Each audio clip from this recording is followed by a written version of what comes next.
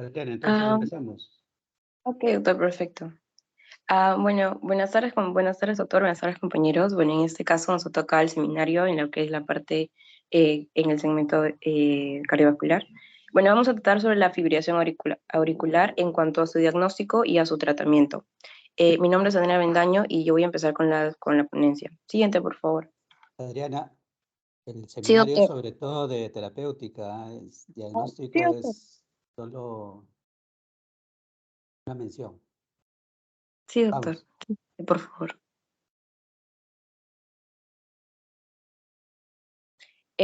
Bueno, vamos a tocar algunos puntos. Primero de ellos vamos a comenzar con lo que es cuál es la importancia clínica y epidemiológica en lo que es la fibrilación auricular. Bueno, para esto vamos a definir un poco lo que es la fibrilación auricular. Como ya conocemos, es una arritmia cardíaca que justamente va a ser sostenida, que es una práctica muy común, ¿no? Que vamos a ir viendo conforme va pasando la carrera. Bueno, estos pacientes iban a tener un mayor riesgo de lo que es la muerte, insuficiencia cardíaca, hospitalización y algunos eventos tromboembólicos, ¿no? Bueno, en cuanto a la prevalencia de esto, vamos a ver que, bueno, que la fibrilación auricular va a depender mucho en cuanto a lo que es su población, la edad, sexo, la raza y su geografía, ¿no? Bueno, un poco conforme a lo que es la edad, va a ser bastante difícil, un poco común encontrar lo que son niños y adolescentes, pero es una enfermedad con una prevalencia conforme va aumentando la edad. Vemos que aproximadamente el 70% de las personas adultos mayores, a partir de los 65 años, es un poco más común, y el 45% en lo que son adultos mayores de 75 años, ¿no? Tiene una prevalencia en cuanto al sexo que es mucho más frecuente en hombres que en mujeres. En cuanto a la raza, se ve más frecuente que es en personas de raza blanca que en personas de raza negra, ¿no? Que es a partir mayores de 50 años. Un poco sobre su geografía, vemos que va a ser un poco más elevada en lo que es América del Norte y en ciertos países que es un poco más baja, por ejemplo Japón y Corea del Sur, ¿no? Corea del Sur. Bueno, a ciertas complicaciones que podamos tener, nos vamos a enfocar un poco en lo que es a nivel tromboembólico venosa, que es una enfermedad, que bueno, acá vamos a incluir lo que es la trombosis venosa profunda y bueno, lo que es la embolia pulmonar, ¿no? Que se va a asociar a un mayor riesgo en personas que pueden tener una fibrilación auricular, ¿no? Y bueno, por otro tenemos a la enfermedad cardíaca hipertensiva, que esta va a predominar más en lo que son los hombres. Y bueno, va a tener como que un riesgo a estas personas que sufren hipertensión a poder desarrollar lo que es la fibrilación auricular. Por otro tenemos a la enfermedad coronaria. Bueno, sí se ha visto que no ha sido como que muy asociado, pero sí puede ser, por ejemplo, que la persona llegue a complicarse, ¿no? Incluso tener un infarto agudo de miocardio o una insuficiencia cardíaca.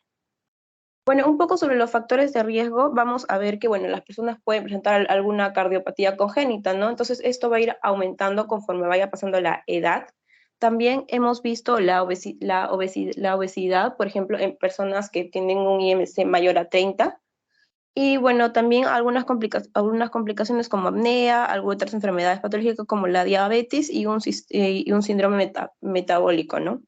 Un poco sobre los factores genéticos, vamos a tener que, bueno, que va a ser, por ejemplo, en familiares que van a tener presencia que sean primer grado, ¿no? Sea un padre, madres, hermanos, ¿no? Y bueno, esto va a ser como que un factor muy importante al cual se le va a asociar, ¿no? También se ha visto muy relacionado lo que es el consumo de alcohol, que ya sea de padres que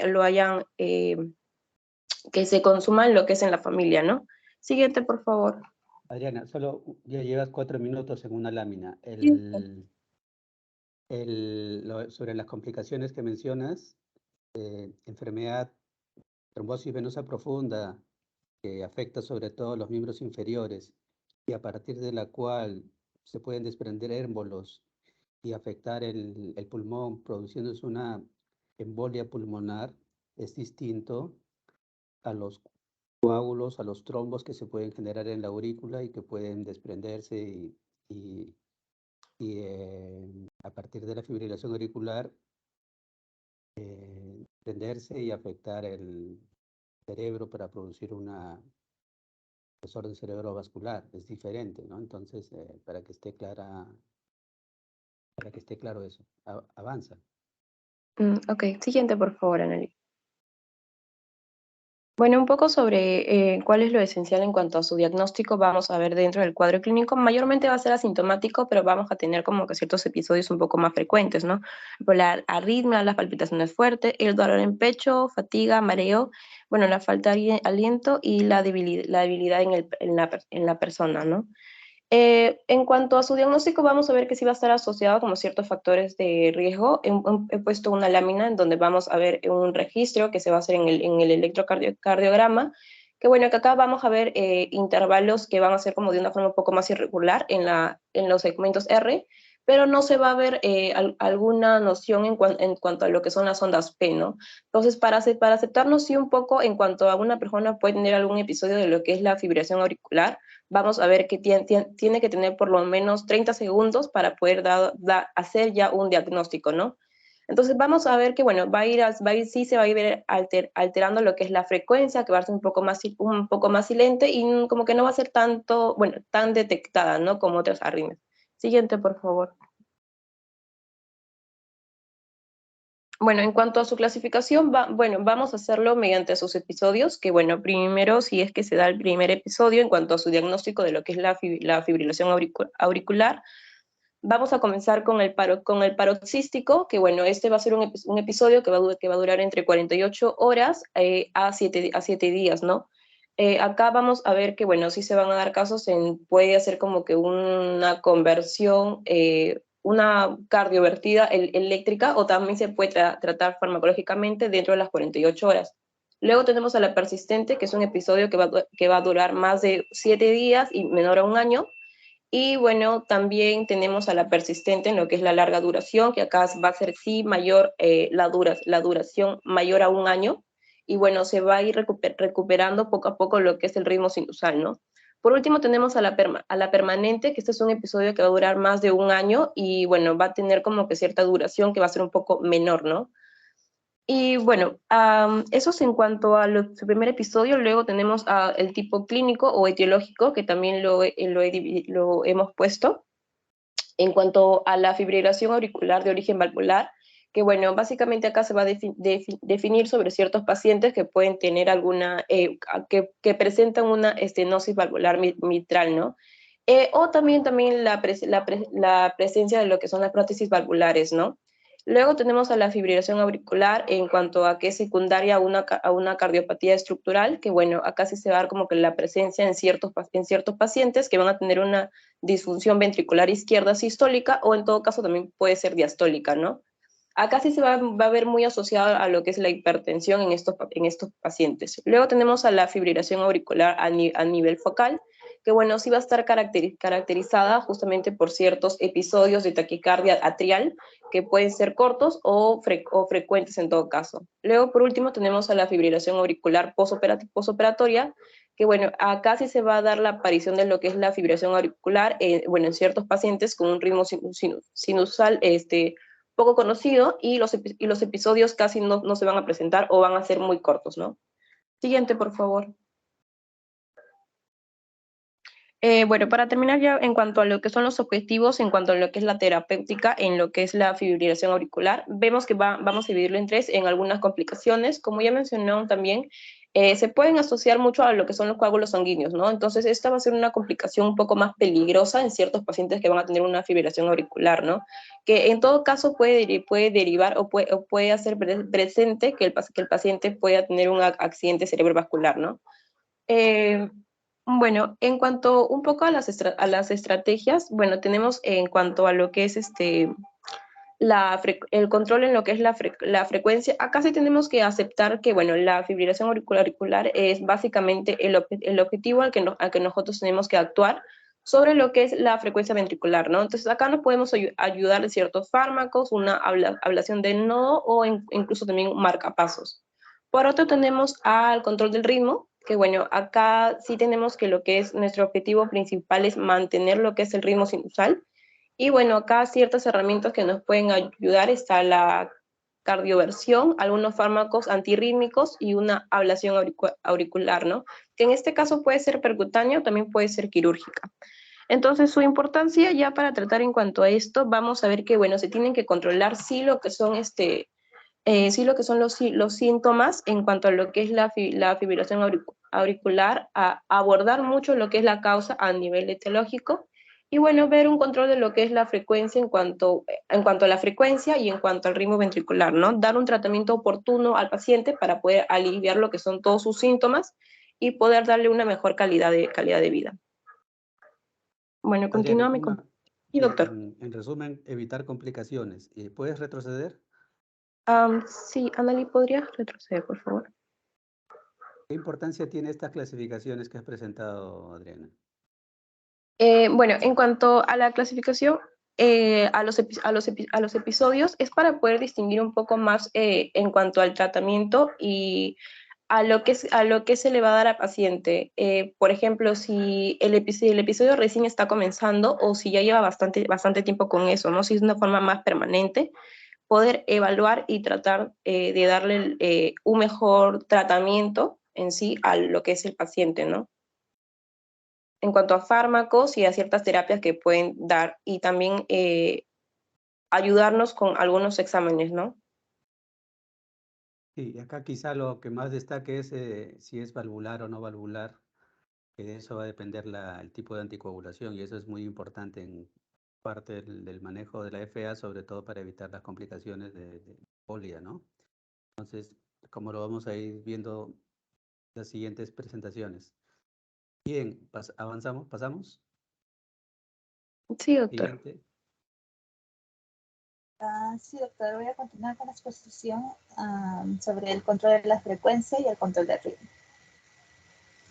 Bueno, para comenzar, unas pequeñas definiciones sobre el control de la frecuencia es, bueno, forma parte del tratamiento integral de la fibrilación auricular y casi siempre es suficiente para mejorar los síntomas relacionados con esta enfermedad.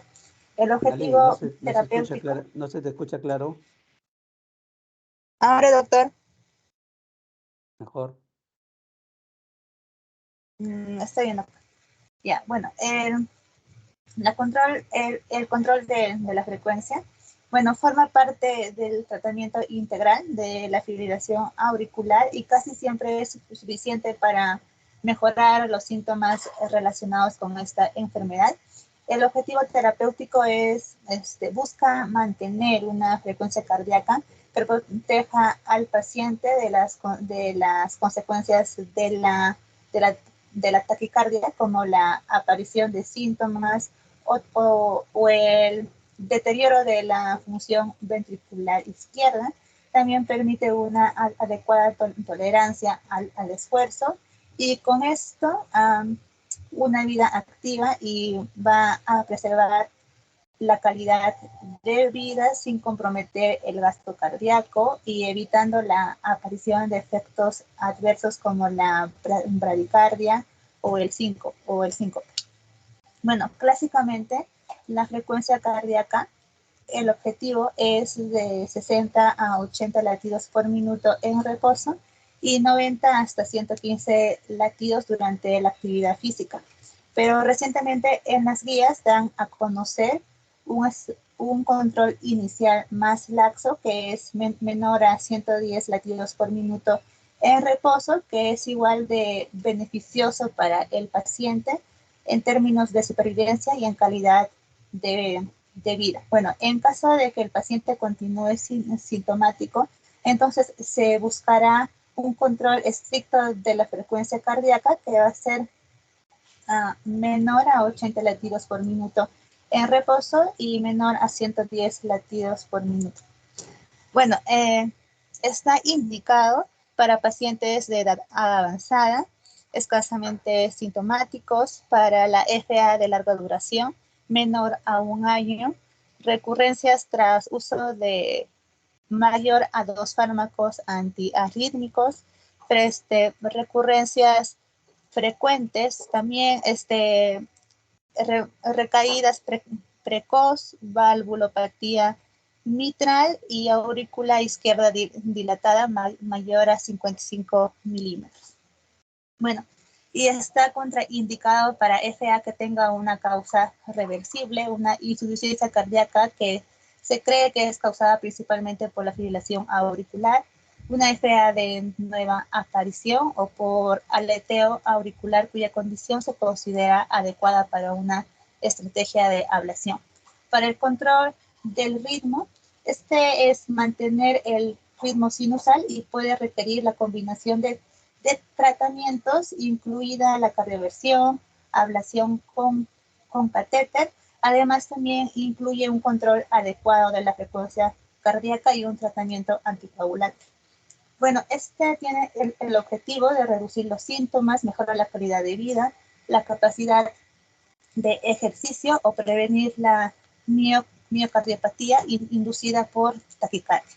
Y es indicado para síntomas relacionados con la FA a pesar de un control adecuado. Pacientes jóvenes sintomáticos en los que la ablación con catéter no se ha descartado, un FA secundario a causas ya sea isquémico o hipertiroidismo, también para una FA paroxística con episodios autolimitados. Bueno, la segunda pregunta es, ¿cuál de las dos estrategias es la más empleada? Analí. Sí, doctor. O de repente acá lo vas a explicar, vamos. Sí. Sí, bueno, existen estudios comparativos y estos tres trabajos son los más extensos que van a analizar la estrategia del control desde frecuencia versus el control del ritmo en la fibrilación auricular. Bueno, primer estudio que está con las siglas AFRI en inglés, bueno, que es el estudio más extenso y nos orienta el objetivo del control de la frecuencia ventricular durante la fibrilación, que es lograr una frecuencia cardíaca en reposo menor o igual a 80 latidos por minuto. También se debe buscar una frecuencia cardíaca máxima durante la prueba de la caminata de los 6 minutos, menor o igual a 110 latidos por minuto, o durante la monitorización del Holter. Bueno, también nos dice que el control óptimo de la frecuencia es una estrategia importante que va a impactar en la calidad de vida y va a disminuir la mortalidad y reduce el riesgo de desarrollar miocardiopatía inducida por taquicardia. El segundo estudio, que es el RACE, en fibrilación auricular permanente, indican que una estrategia más laxa, que va a ser la frecuencia cardíaca en reposo menor de 110 latidos por minuto, puede ser efectiva y fácil de lograr y es una opción razonable en pacientes con función ventricular izquierda preservada. En el tercer estudio, que es el AFCHF, se realizó en pacientes que tenían una mala función ventricular y no mostró beneficios del control del ritmo versus el control de la frecuencia en pacientes con fibrilación auricular y la terapia médica óptima, que fueron los anticoagulantes y los beta bloqueadores. Bueno, este estudio confirmó que la estrategia del control de la frecuencia es un cambio razonable de tratamiento en los pacientes con falla cardíaca y resaltó la importancia de tratar las comorbilidades y en los pacientes con FA. Bueno, en estos tres estudios llegaron a la misma conclusión, que el control del ritmo no es superior al control de la frecuencia en términos de morbilidad y de mortalidad. Entonces, ¿cuándo seleccionar el control de la frecuencia o el control del ritmo? Bueno, la estrategia del control es, la estrategia del control de la frecuencia es una opción legítima primaria del tratamiento que todo médico general debe conocer, pero la mejor estrategia de tratamiento debe de individualizarse como por ejemplo en pacientes mayores de 65 años asintomáticos, el control de la frecuencia cardíaca es recomendable, y en pacientes con síntomas severos es preferible el control del ritmo. Bueno, la siguiente pregunta es realizar un algoritmo de control de frecuencia en urgencias con FA y respuesta ventricular alta. Bueno, aquí es si encontramos a un paciente con isquemia miocárdica, edema pulmonar, hipotensión, dolor torácico y una frecuencia cardíaca mayor a 110, debemos de valorar, y este paciente va a entrar a este trauma shock, y el objetivo va a ser que disminuir esta frecuencia cardíaca, y para esto se va a controlar de manera aguda y se debe de administrar los beta bloqueadores o los calcio antagonistas. Pero ¿qué beta bloqueadores? Esto va a depender si existen signos de falla cardíaca con una fracción de eyección ventricular izquierda menor a 40%. Se va a usar beta bloqueadores con muy baja dosis, y si tiene una fracción de eyección ventricular izquierda mayor a 40%, pero sin falla cardíaca, se usa beta bloqueadores a dosis que a necesitar.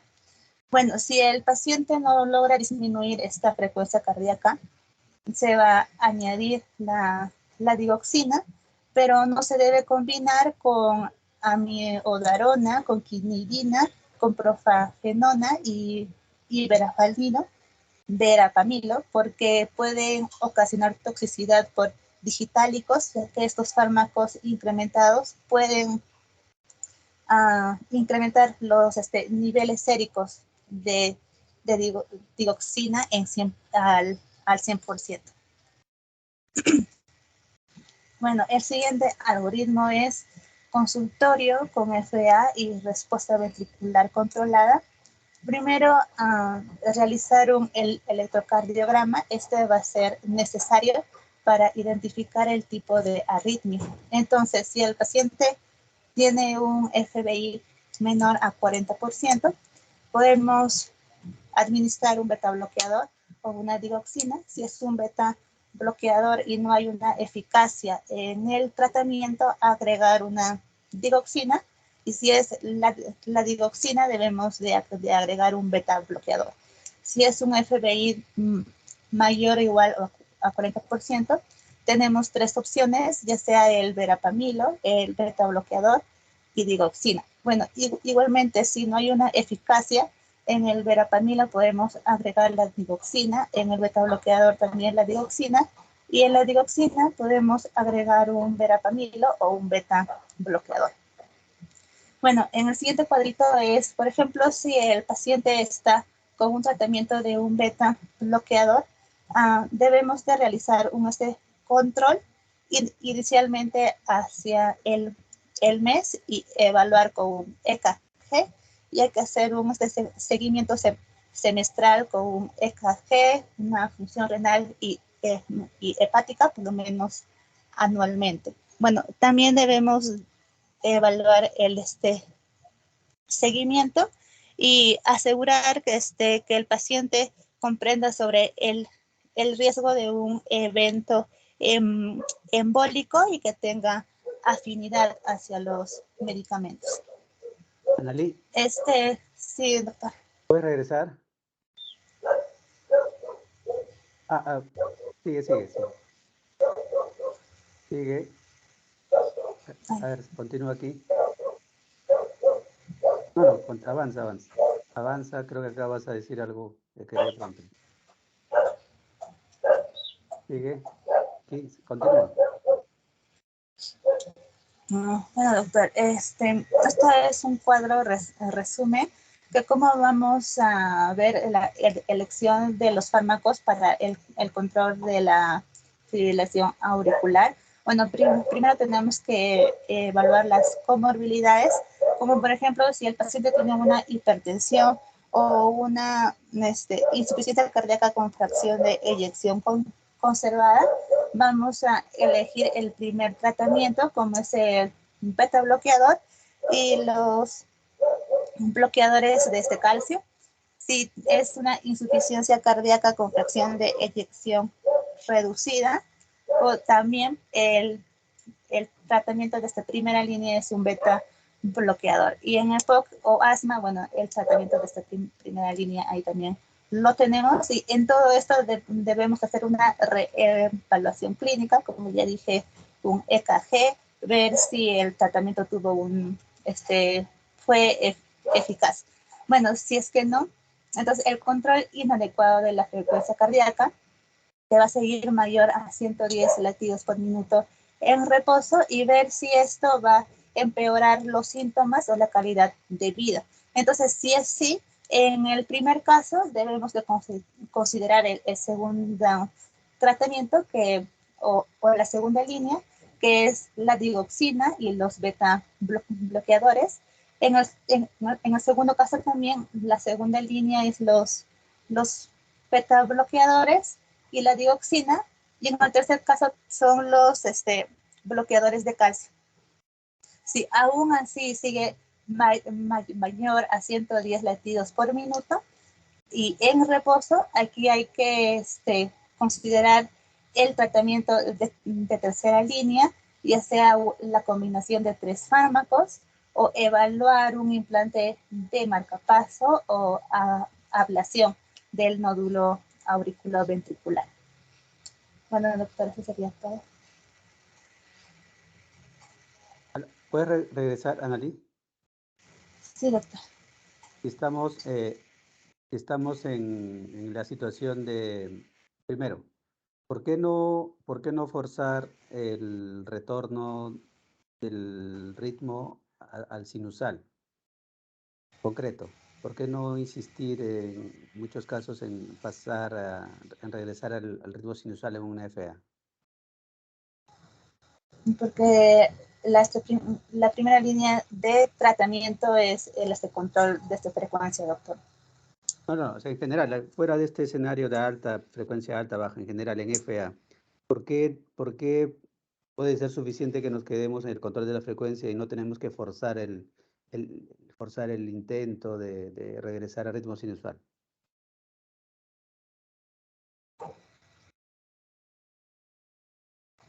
Porque el ritmo sinusal ya es un tratamiento mayor, doctor. La Y lo lógica, primero, Annalí, la lógica puede decir, ¿no? Si lo normal es ritmo sinusal, debería yo regresar a un ritmo sinusal, ¿no? Salir de la fibrilación auricular, que no está fuera de ese escenario, de esa situación. Pero ¿por qué no es necesario insistir en ese objetivo muchas veces? porque muchas veces el paciente se controla, doctor, solo con el tratamiento del control de la frecuencia. ¿Qué significa eso?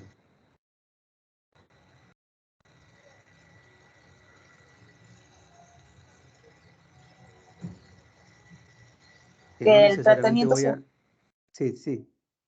sí, doctor, que no, como usted dice, que no necesariamente voy a llegar al control del ritmo, porque Claro, pero paciente ya va a aceptar, bueno, claro, ya va a aceptar el control de esa frecuencia. ¿por qué no me tengo que poner obsesivo? No, que tiene que regresar al ritmo sinusal. ¿Por qué no forzar eso? Porque el desenlace no necesariamente va a mejorar. Depende del desenlace que busco, ¿no? O sea, más daño en miocardio, la calidad de vida, el pronóstico, no necesariamente va a ser mejor retornando al ritmo sinusal. Puede no variar, como has intentado mostrar en los estudios que has presentado, ¿no? Lo otro es, en este escenario de frecuencia alta, con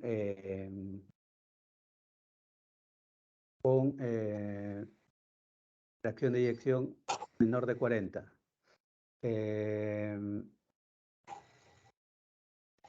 Estamos con la frecuencia persiste alta. Entonces, acá mencionas digoxina, ¿no? Pero estamos en urgencias, ¿usarías digitálico por vía oral o por vía parenteral? Para enterar al doctor. ¿Cuál es? Parenteral, doctor. Intravenoso. ¿Cómo se llama? O sea, el digitálico hay por vía oral, la dioxina, y pues también por vía en ampollas, por vía parenteral, el Teilanil, ¿no? Entonces, hay una opción parenteral. Ahora, cuando mencionas calcio antagonista no DHP, ¿a cuál te refieres, por ejemplo?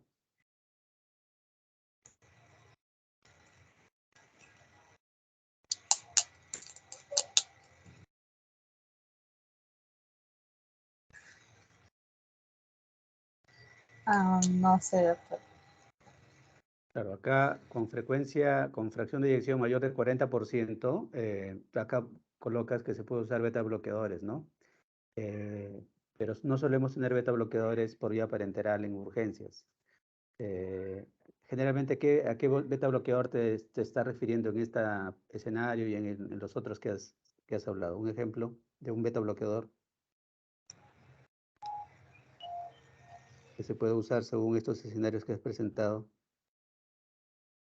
Atenolol.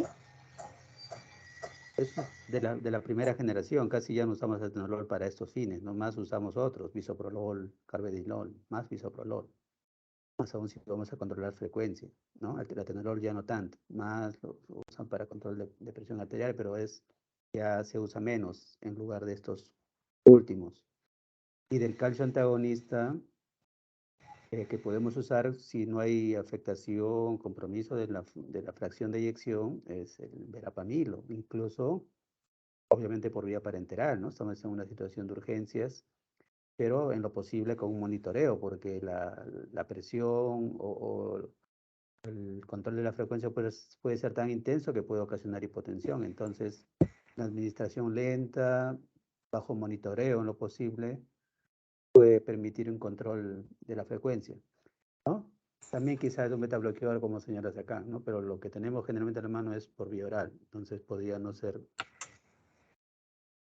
eficiente o el resultado puede demorar y entonces el paciente puede estar afectado un buen tiempo, ¿no? Entonces, una opción podría ser, si tenemos claro que la fracción de eyección es más del 40%, pues normal, no hay cuadro o historia de falla cardíaca, entonces usar un calcio antagonista, ¿no? Como el verapamilo, que sí lo tenemos disponible de forma parenteral.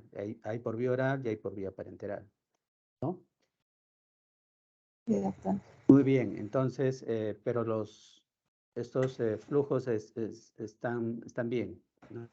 No se han presentado en otros grupos. Está bien, Anali. Vamos, siguiente. Sí, doctor. Siguiente, por favor, Naya.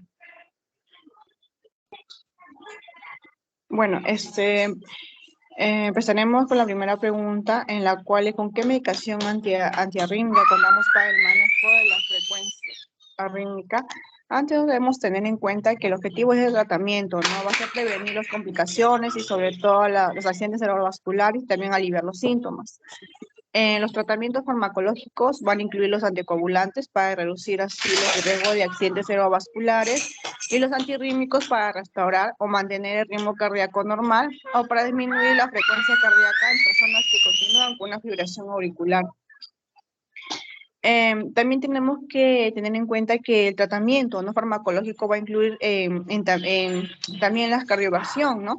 Eléctrica, que se puede utilizar también para devolver lo que es el corazón en el ritmo normal mediante un shock y una ablación quirúrgica, o con un catéter para crear algunas lesiones que tengan, ¿no? Un desencadenante para probar lo que es la fibrilación auricular. Estos procedimientos que pueden reducir notablemente, ¿no?, lo que es la carga de los síntomas. Con tratamiento puedes tolerar, ¿no?, la ineficacia, o cuando no se pueda tolerar lo que es el tratamiento no farmacológicos, en la cual más adelante lo vamos a hablar.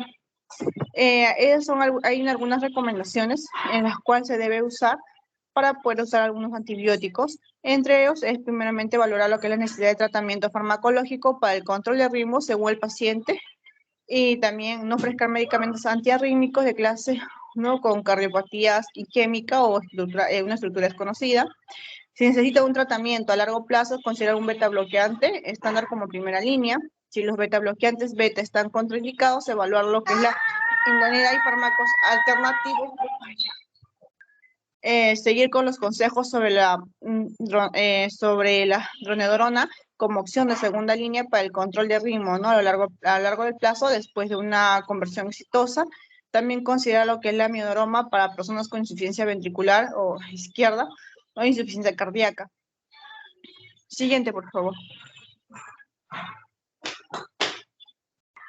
En este cuadro podemos ver algunos medicamentos que se le van a usar.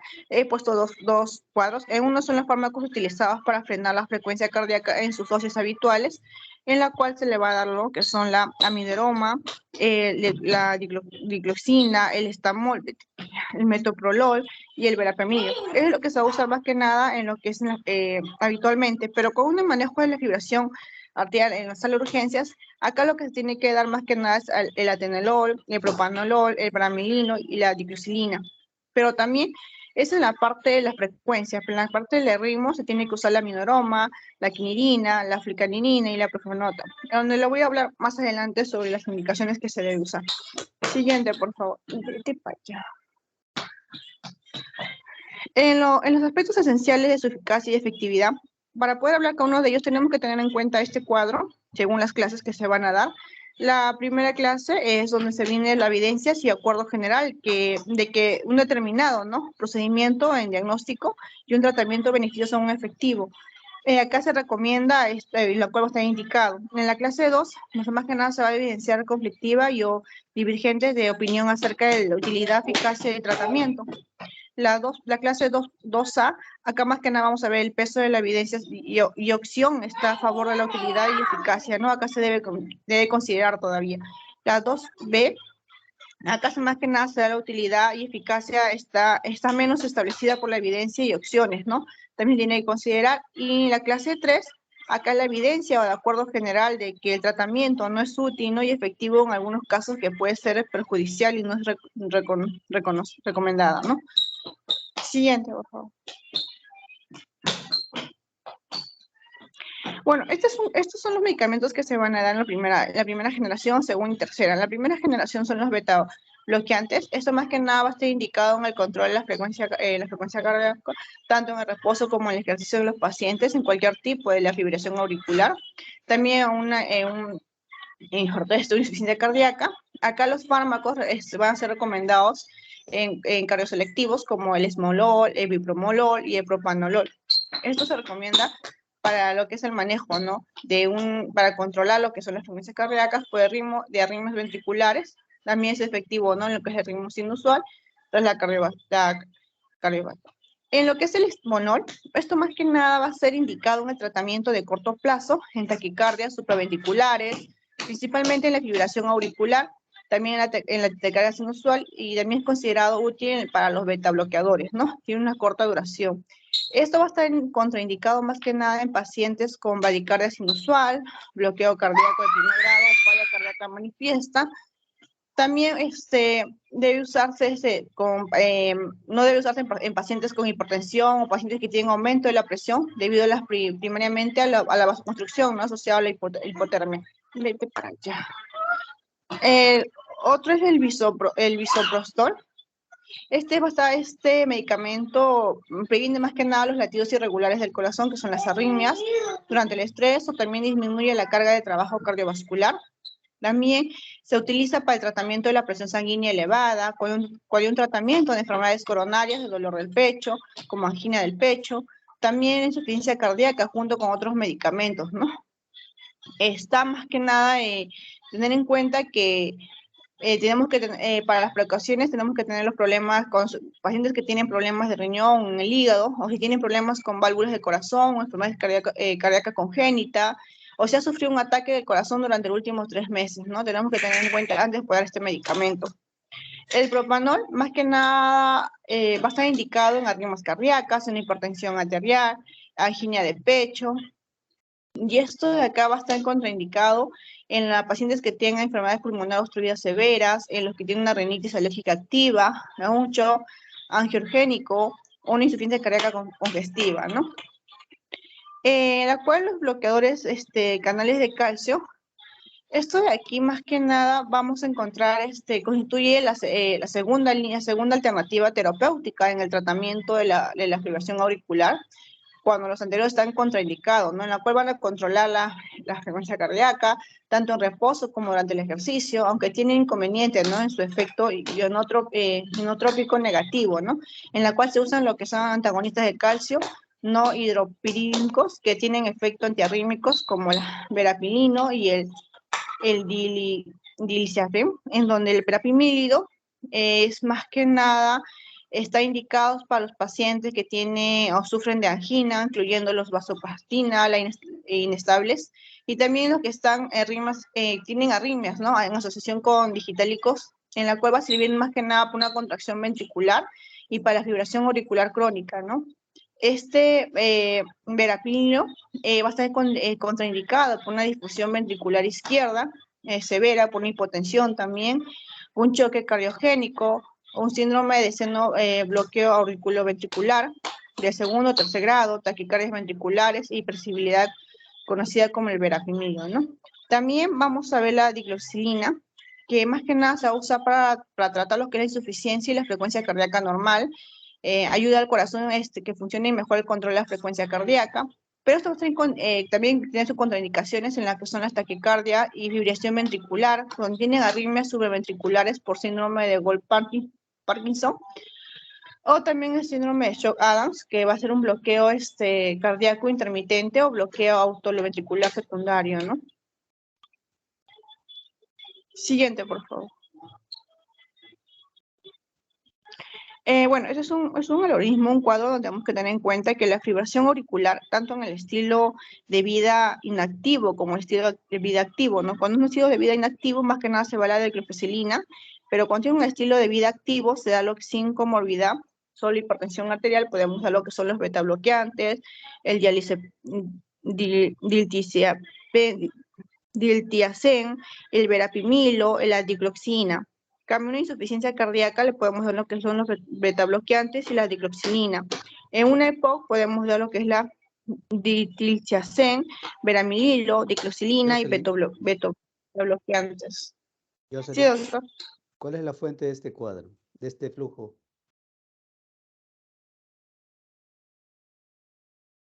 Eso lo saqué, doctor, de una guía donde mostraban sobre lo que es Europea Asociación de Cardiología, donde los Siempre hay que muestra poner laboratorio. abajo la fuente, ¿no? Y ya creo que estamos aplicando un poco con este flujo. ¿Tienes más?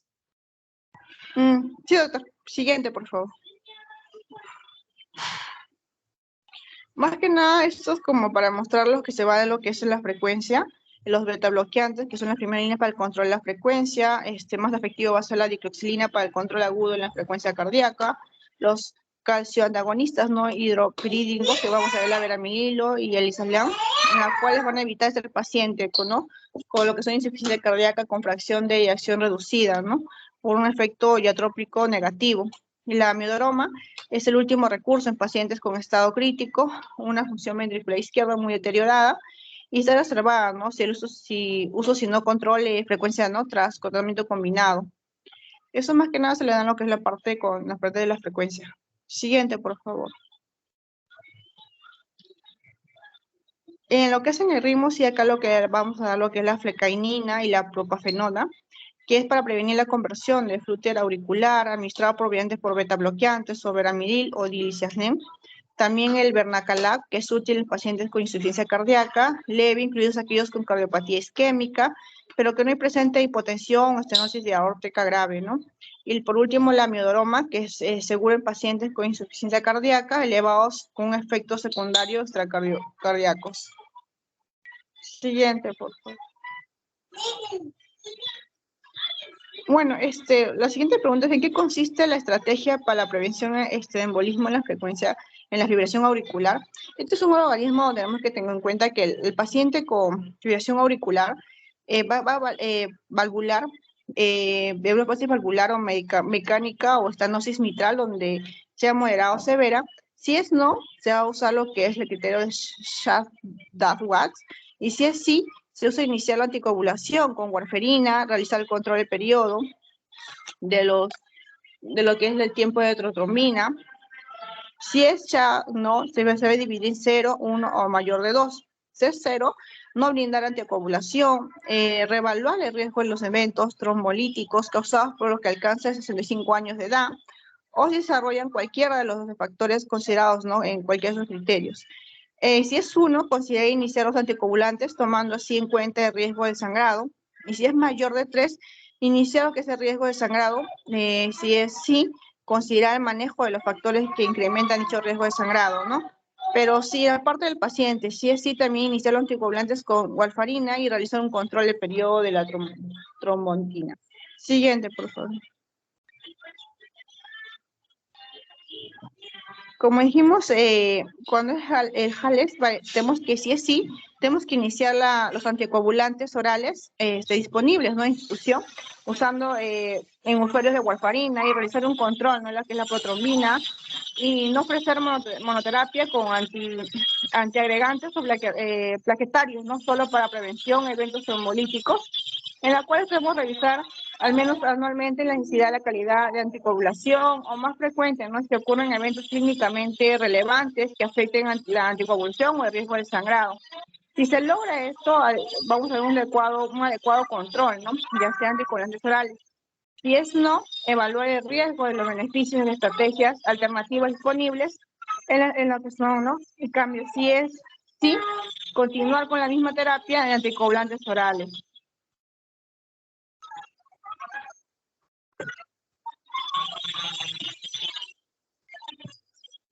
También tenemos que tener en cuenta, ¿no?, que esas terapias antitrombóticas son las más que se van a ser los pilares, no más que nada de prevenir lo que son los trombolíticos en pacientes con fibrilación auriculares. También los anticoagulación con agonistas de vitamina K ha sido, ¿no?, durante mucho tiempo una terapia estándar, en la cual hay una prevención de accidente cerebrovascular o accidentes de fibrilación auricular, ¿no? Bueno, lo que es en la última pregunta, ¿cómo se evalúa la indicación anticoagulante de la fibrilación auricular? Tenemos que tener en cuenta que la anticoagulación, para una anticoagulación se recomienda el uso de la escala de Shahbaz para estimar así el riesgo de la ACV de los pacientes de fibrilación auricular. Se recomienda también la anticoagulación para prevenir el trombolismo en todos los pacientes varones con Shahbaz mayor o igual de 2. También se recomienda la anticoagulación para prevenir lo que es las trombolias en todas las pacientes de Shahbaz mayor de 3. Y no se recomienda lo que es la monoterapia antiagregante para la prevención de la ACV en pacientes con fibrilación auricular. También independientemente de su riesgo de la ACV. Para pacientes de uno u otro sexo con fibrilación auricular y sin otros factores de riesgo de la ACV, no se recomienda, ¿no?, el tratamiento anticoagulante o antiagregante para la prevención de la ACV. Siguiente, por favor.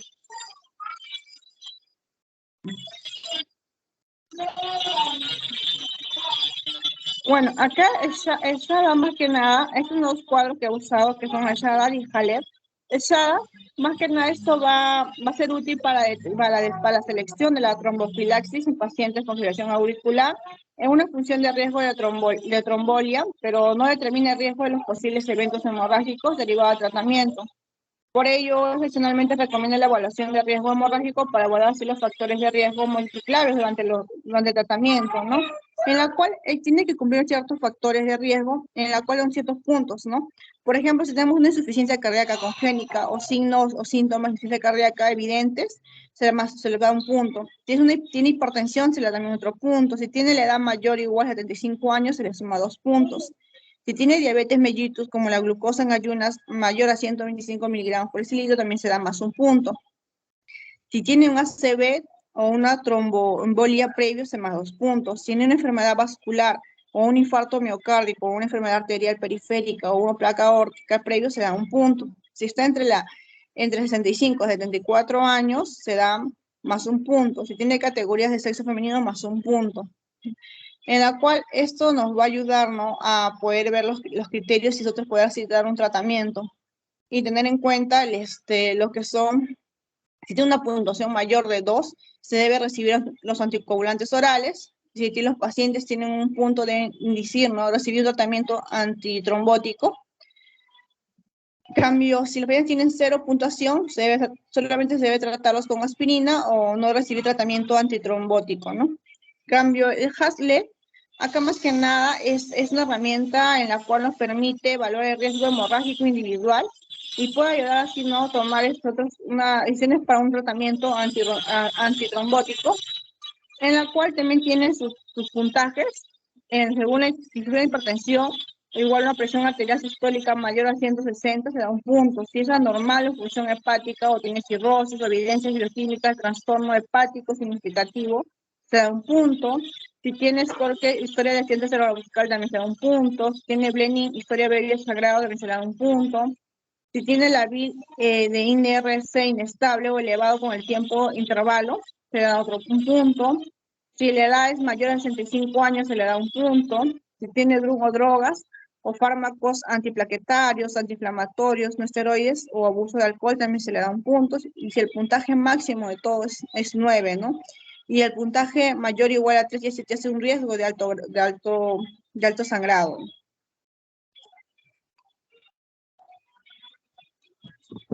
Siguiente, por favor. Estamos con el tiempo, Yosli. Sí, eso es todo, doctor. Ahí sigue mi compañero. Sí, te faltó presentar las fuentes de las diapositivas y darle más tiempo a esta segunda parte y menos tiempo y duplicar lo de la primera parte. ¿Sí? Vamos. Digo, doctor, soy Úrsula Vilés. ¿Se me escucha bien? ¿Sí? Ya, entonces el siguiente, por favor. Ya, entonces ahora vamos a abordar acerca me tocó el manejo de la terapia de anticoagulantes. Vamos a hablar de la evaluación del riesgo de sangrado por anticoagulación en fibrilación auricular. Bueno, acá lo hemos clasificado normalmente se manejan 3 tablas, ¿no? Para evaluar el riesgo de sangrado en fibrilación auricular. Entonces tenemos el Orbit, el Hasbled y el Atria, ¿no? Estas son las 3 tablas. Entonces lo que usualmente se usaba antes era el Hasbled. Se manejaba más o menos hasta el año 2018-2019. E incluso pues algunos países suelen manejar el Hasbled, pero la tendencia actual ya es el Orbit. Más que nada, pues esos van a servir para evaluar el riesgo de sangrado por anticoagulación en fibrilación auricular, ¿no? Tenemos el Hasbled y el Atria van a ser similares, ¿no? Más que nada se van a basar también en factores de riesgo de sangrado como la anemia, la insuficiencia renal grave, ser mayor de 75 años, el sangrado previo y también hipertensión arterial, ¿no? El Atria también, factores de riesgo alto, medio y bajo. Y bueno, y eventos hemorrágicos que hayan tenido antecedentes. Ya con el Orbit ya es más preciso para la detección de un riesgo absoluto de sangrado. Este tiene mayor predicción de la hemorragia, ¿no? Tiene mayor sensibilidad, pero tiene menos especificidad. Y bueno, este no va a aplicar para otras afecciones como el tromboembolismo venoso, ¿no? Y generalmente el Orbit es lo que recomienda el uso de anticoagulantes orales de acción tanto directa o indirecta. Ya más adelante, en la siguiente diapositiva, vamos a hablar acerca de, las diferencias. ¿Cuándo usamos la directa? ¿Cuándo usamos la indirecta? ¿Cuáles son los fármacos para anticoagulantes directos? ¿Cuáles son los fármacos para anticoagulantes indirectos? Siguiente, por favor. Sí se me escucha bien, ¿verdad? Sí. Ya, entonces, ahora vamos a hablar acerca de la estrategia de anticoagulación para fibrilación auricular, ¿no? Para potenciar lo que la ponente anterior detalló, bueno, en este caso, pues, la estrategia de anticoagulación para fibrilación auricular y respuesta ventricular alta, ¿sí? Que va a ser en esa diapo, en la otra diapo hago de la otra. Tenemos que saber, pues, cuándo hay una respuesta ventricular alta, como justamente lo mencionó mi compañera, ¿no? En la diapositiva. Entonces, tenemos que tener en cuenta que tenemos una frecuencia cardíaca mayor de 100 latidos por minuto. Algunas guías manejan 110, pero lo que se dice son 100, que presente isquemia y miocárdica, que presente edema pulmonar, que presente hipotensión y también dolor torácico. Entonces, cuando nos referimos a este tipo de pacientes con respuesta ventricular alta, hacemos referencia a pacientes con fibrilación auricular de tipo no valvular, y por ello este algoritmo que se refleja aquí es algo más simple, ¿no? Para el manejo de ese tipo de pacientes, ¿no? bueno, que se tiene que tener en consideración la escala de Chatbas, ¿no? De Chatbas, que mi compañera también mencionó anteriormente, ¿no? En los niveles, la puntuación 0, 1, cuando es mayor o igual a 2, ¿no? Y también hago mención, porque es importante, pacientes con prótesis mecánica o pacientes con estenosis mitral, en la cual, pues, este tipo de pacientes está indicada los anticoagulantes indirectos. ¿Cómo cuáles? Nosotros cuando escuchamos anticoagulantes indirectos, nosotros tenemos que, tiene que venir a nuestra mente los antagonistas de la vitamina K. ¿Y cuál es el principal? El que tenemos en el Perú, la warfarina, ¿no? ¿Y por qué ese tipo de pacientes se les hace uso de anticoagulantes indirectos, ¿no? ¿Por qué no puedo usar los otros, los directos? ¿No? Los anticoagulantes orales. Entonces, ¿no? En los últimos estudios, pues, han demostrado que los últimos, pues, anticoagulantes orales, en vez de darle más un efecto favorecedor, un efecto positivo, va a dar todo lo contrario, ¿no? Más bien tiene un aumento en la tasa de embolia y sangrado. Y esto, a diferencia de la warfarina, es por eso que ese tipo de pacientes, la indicación es con el uso de warfarina, ¿no? Y para los pacientes que no presenten, pues, ese tipo de patología, se les hace ya la evaluación con, como menciona acá, ¿no? La escala de Chatbas, ¿no? Que ya la compañera mencionó, ¿no? Ya ante una prótesis mecánica o estenosis mitral, entonces hay pacientes que sí, ¿no? Que sí usan los ABK, los antagonistas de la vitamina K, el principal, la warfarina. Y si no, pues nos basamos en la escala de Chatbas, como mencionó mi compañera, que hay puntuación, ¿no? Cuando hay 0 que se usa, no se usa anticoagulantes sino antiagregantes. Cuando es 1, se considera la anticoagulación oral. Cuando es mayor o igual a 2, se considera la anticoagulación oral como recomendación 2A. Se evalúa contraindicaciones y se corrige factores de riesgo hemorrágicos principalmente. Entonces, nosotros también podemos, si hay contraindicaciones, bueno, si no hay contraindicaciones, como primera elección, ¿nosotros qué damos? Los anticoagulantes orales de acción directa, ¿no? Y como segunda elección, tenemos los ABK, los antagonistas de la vitamina K, como la warfarina, ¿no?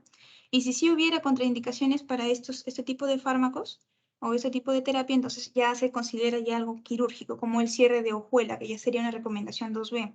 Cuando nosotros nos referimos a los anticoagulantes orales directos, que me estaba olvidando, disculpen, entonces nos referimos a estos, ¿no? El Dabigatran, el Rivaroxaban, el Apixaban.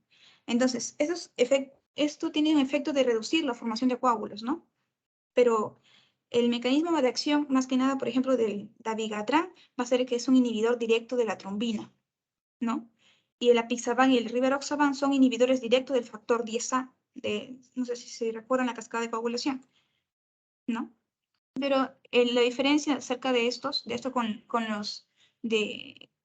antagonista de la vitamina K, que los vamos a ver más adelante, ¿no?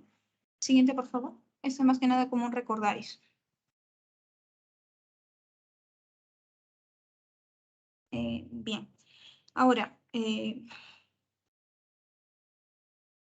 ¿cuál sería la respuesta de los pacientes con fibrilación ventricular para que ésta sea ya controlada, ¿no? ¿Cuál sería la respuesta? Entonces, ya en ese tipo de pacientes con fibrilación auricular y respuesta ventricular controlada, ya se debe calcular el tiempo de la persona en rango terapéutico, ¿no? En cada visita. Otro sería reevaluar, ¿no? La de cada persona cuya anticoagulación esté mal controlada, ¿no? Y también se muestre esto, ¿no? Los valores de INR, o sea, 2 valores de INR mayor a 5 o un valor mayor de 8 en los últimos 6 meses, 2 valores de INR menor a 1,5 en los últimos 6 meses, o también el tiempo de trombina menor de 65%. No, perdón, el rango terapéutico menor de 65% que estoy hablando. ¿Ya? Entonces también otra opción, otra respuesta podría ser reevaluar teniendo en consideración los siguientes factores que van a contribuir a un control deficiente, ¿no?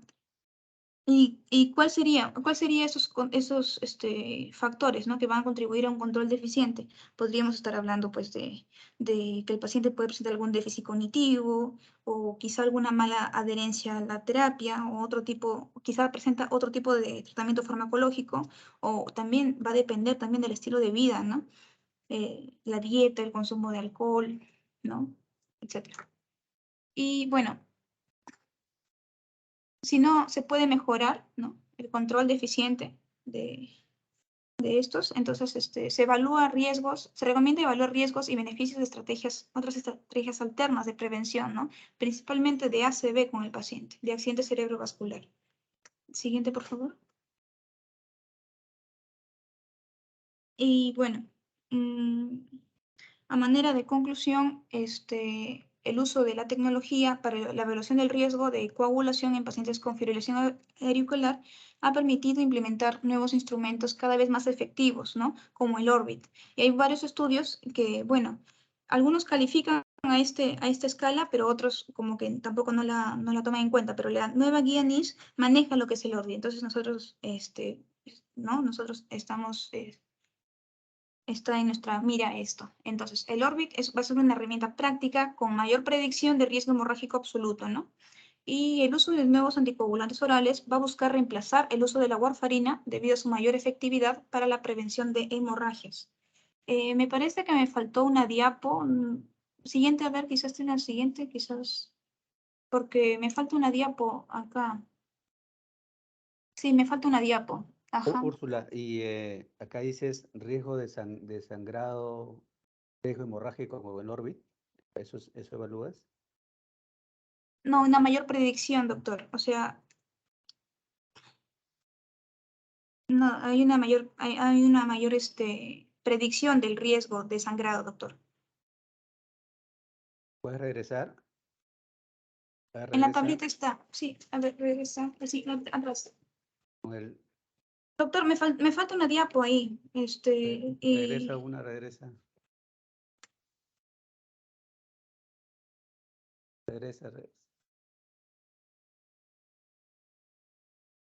Regresa. ¿Qué estamos evaluando aquí? Ahí está, doctor, el riesgo de sangrado por anticoagulantes en fibrilación auricular. Está bien. Acá es BLED con lugar de T, la D, ¿no? Ajá, eso digo, mayor predicción de hemorragia. O sea, Sí. ajá, sí, doctor.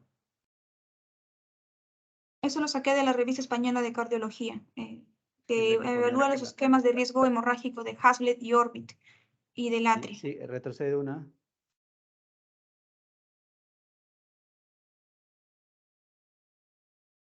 Doctor, ¿Y con el ChatVAS qué evalúas? sí, doctor, como lo mencionó mi compañera anterior, también es una estrategia de anticoagulación para fibrilación auricular, doctor. El ChatVAS va a ser ya, nosotros nos vamos a dar cuenta de esto en pacientes que no presenten este tipo de patologías, ¿no?, que tengan Claro, o sea, con el Orbit, prótesis el Hazlitt, mecánica o evalúas estenosis riesgo de mitral. sangrado, ¿verdad? De la Sí, anticoagulación. doctor. Y con el Así es. ChatVAS, Ajá. ¿qué riesgo evalúas?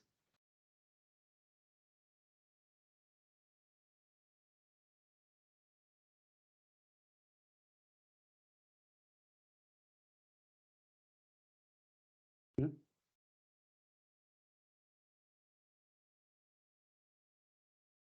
El Orbit, el Hazlitt, evalúas el riesgo de sangrado, ¿no? Con la Sí, doctor. anticoagulación.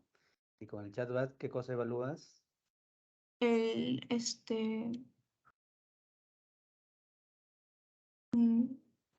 uso de anticoagulantes, doctor, la estrategia de anticoagulantes, como La mencionó mi indicación de la compañera Astor. anticoagulación, ¿no? La Sí, la indicación de la estrategia, claro. anticoagulación. ¿Sí? Ok. Y no sé si en esa lámina que te falta está la diferencia cuándo usar warfarina y cuándo los otros en FA no valvular. Disculpe, doctor, ¿Puedes no lo mencionarlo? escuché. Disculpe, doctor, no lo escuché. Sí, si puedes mencionar en FA no valvular ¿qué es mejor, o warfarina o los nuevos anticoagulantes orales? Sí lo mencioné, doctor. Mencioné, por ejemplo, que pues, por ejemplo, cuando nosotros hacemos referencia a pacientes con fibrilación auricular de tipo no valvular, o sea, usamos, pues, este algoritmo es muy simple, lo mencioné, ¿no? No, sí, pero Y dime, ¿qué deberíamos usar, más allá de lo que tenemos o no? ¿Warfarina o los nuevos anticoagulantes orales? no, warfarina, doctor. Sí lo Estamos en no mencioné valvular, porque, ¿ah? En FA no valvular. los directos, doctor, los anticoagulantes orales directos. ¿Por qué ellos y no la warfarina? Son considerados de primera elección, doctor. ¿Por qué motivo? Justo lo menciono en la diapo que me faltó, pero... Indícalo Porque ahora. también la warfarina presenta efectos adversos como... Sí, estoy hablando. Presenta efectos adversos como hemorragias, doctor, ¿no? Pero también se pueden tratar usando una vitamina K natural, ¿no? ¿Cuál es la diferencia fundamental entre los nuevos anticoagulantes orales y la warfarina? Sí, doctor. A ver, con respecto a los nuevos anticoagulantes orales, ellos tienen mejor En general, y equilibrio y sin mayor... especificar cuáles, ¿no? Sí, En sí, general como sí. En grupo, general los ponga... anticoagulantes orales, los nuevos, tienen mejor equilibrio y mayores costos. Lo malo es que tienen mayores costos. En cambio, la warfarina ya son usados con los nuevos, ¿no? Usado cuando los nuevos ya no son adecuados. Por ejemplo, cuando el paciente presenta síndrome fosfolipídico, ¿no? Y su uso ¿Cuál es también el va a mayor corresponder. inconveniente de la práctico de la warfarina? El Úrsula, mayor inconveniente es que práctico. presenta muchas interacciones medicamentosas, doctor. Y también su margen terapéutico va a ser estrecho. ¿Qué significa eso? En cambio, los anticoagulantes orales su margen terapéutico es amplio. No es tanto el margen terapéutico, ¿no? Sino que es impredecible. También puede ser la dosis variable, doctor. No es que sea dosis variable, justamente es impredecible, ¿no? Entonces no tenemos una dosis fija. Ajá. No Los es anticoagulantes que directos eso, no y tienen cada, eso. cada persona puede responder distinto, entonces dependemos Claro, de controles de INR o de coagulación del tiempo de protrombina con frecuencia para hacer los ajustes en las dosis de warfarina, ¿no? Entonces no resulta práctico, dependemos de muchos controles, es impredecible, nos podemos exceder en la anticoagulación o podemos estar en déficit. Entonces no sabemos, dependemos de muchos controles para hacer los ajustes. Ciertamente es de bajo costo, eso es lo bueno, pero en muchas circunstancias no resulta cómodo, ¿no? Es muy engorroso para las personas. Entonces, lamentablemente eso es lo que nos ofrece el sistema de salud que tenemos, pero en lugares con mayores ingresos, justamente por ese motivo, optan por los nuevos anticoagulantes orales que no requieren de estos controles de laboratorio, ¿no? Su efecto es mucho más predecible, la dosis es fija. Entonces, al tener una dosis fija, un efecto predecible, no requiero de controles y eso los hace mucho más prácticos, ¿no? Entonces, ya lo de las interacciones también sea otra variable, pero el predecible de la warfarina es su problema, ¿no? Si hay un paciente postrado, que es difícil trasladarlo para hacer esos controles de laboratorio, es un problema. Entonces, aun cuando en las guías locales se dice que tenemos que usar warfarinas y los familiares del paciente que tenemos enfrente pueden afrontar el costo del nuevo anticoagulante oral, el que sea, podemos intentar ello, ¿no? Al menos por un tiempo hasta que esté claro cómo es el curso del paciente, ¿sí? sí, doctor. Entonces, Los bien. anticoagulantes directos, orales directos, tienen un efecto, o sea, a dosis fija, ¿no? En cambio, los otros, sí, o sea, como usted menciona, ¿no? Ya requiere, depende del cómo lo asimila el paciente. ¿Tienes algo más? Acabó. Ahí acabó, doctor. Bien, entonces, con esto terminamos, ¿cierto? Elisa,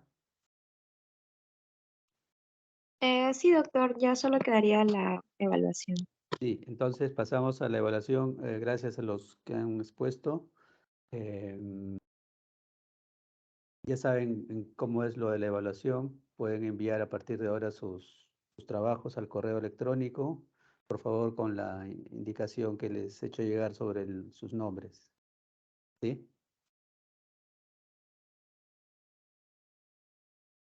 Sí, doctor, ya les envié las indicaciones que usted me había comentado.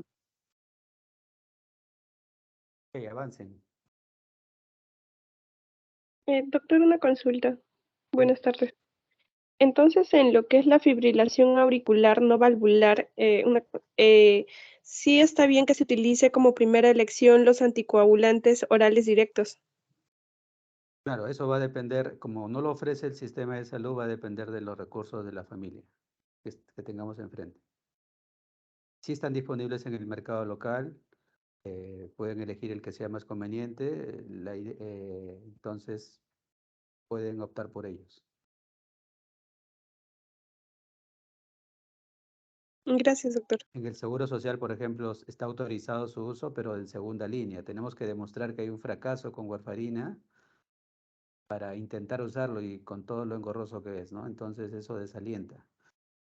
Pero hay muchas situaciones, hay muchas comorbilidades y hay que buscar lo que resulta más práctico e incluso más costo efectivo y al final lo más conveniente, ¿no? Entonces se le plantea a la familia y si lo pueden sostener, bueno, ahora, por lo menos por 2 o 3 meses hasta estabilizar todo el escenario, que la familia se adapte a la nueva situación, no solo de la FA, sino de los otros problemas médicos que pueda tener el paciente. Y si ya no pueden sostener el producto, quizá puedan pasar a harina, ¿no? Si lo pueden sostener, sí. Y tiene la ventaja de que ya no tiene que tener los controles de un médico adicional, ¿no? Con la warfarina además necesitan de controles por hematología o algún clínico que asume el control. En cambio, con el nuevo anticoagulante oral, el cardiólogo o el clínico que sigue al paciente por la FA puede asumir ese control también. Ya evitamos una ruta adicional de seguimiento que es más engorroso también, ¿no? Más citas, buscar las citas a veces es un problema. Entonces, sacando cuentas, si la familia lo puede sostener, puede ser una medida práctica, ¿no?